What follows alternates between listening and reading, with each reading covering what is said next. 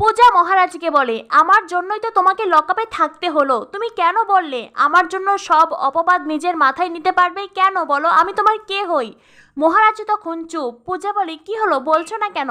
মহারাজ বলে, পূজা, অ্যাপটা তো আমিই বানিয়েছিলাম, তাই সব দায় আমার। পূজা বলে, আর নাম? অ্যাপটা তো আমার নামে। মহারাজ বলে, পূজা, বারবার একই কথা কেন বলছো? কেন পুরনো কাসুন্দি ঘাটছো বলো তো? তার থেকে বরং লকআপে থাকার সময় আমাদের মধ্যে যে কথা হয়েছিল আমরা এখন সেটা করি। এই বলে মহারাজ উঠে বসে। মহারাজ পূজার কাছে আসে, পূজাকে বলে, পূজা, দোষীরা কিন্তু এখনো শাস্তি পায়নি। যারা আমাদেরকে ফ্রড বলেছে তাদেরকে তো শাস্তি দিতে হবে। পূজা মাথা নাড়িয়ে বলে, মহারাজ তখন আলতো হাতে পূজার চোখের জল মুছে দেয়।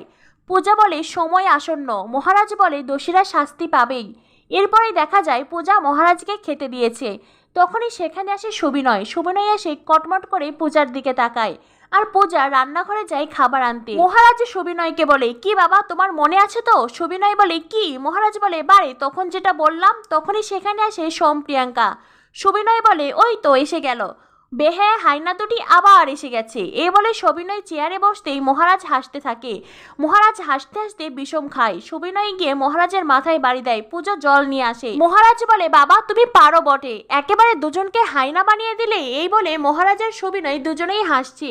পূজা বলে, হয়েছে হয়েছে, আপনি এবার খেয়ে নিন তো, নয়তো আবার বিষম খাবে। সুবিনয় তখন পূজাকে বলে, আচ্ছা তোর কি সমস্যা বলতো? আমার ছেলেটা আমার সঙ্গে একটু মস্করা করছে, সেটাও তোর সহ্য হচ্ছে না? সুবিনয়ের কথা শুনে পূজার মন খারাপ হয়ে যায়। মহারাজ তার বাবাকে বলে, আচ্ছা বাবা, তোমার কি হয়েছে বলো তো? তখন থেকে দেখছি তুমি ওর সঙ্গে খ্যাক খ্যাক করছো, তোমাদের কি হয়েছে?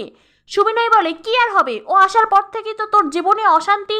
এই বলে সুবিনয় থেমে যায়, আর সোম প্রিয়াঙ্কা হাসতে থাকে। মহারাজ বলে, বাবা, তুমি দেখো, শত্রুপক্ষের সামনে এই ধরনের কথা বললে ওরা এখন হাসছে।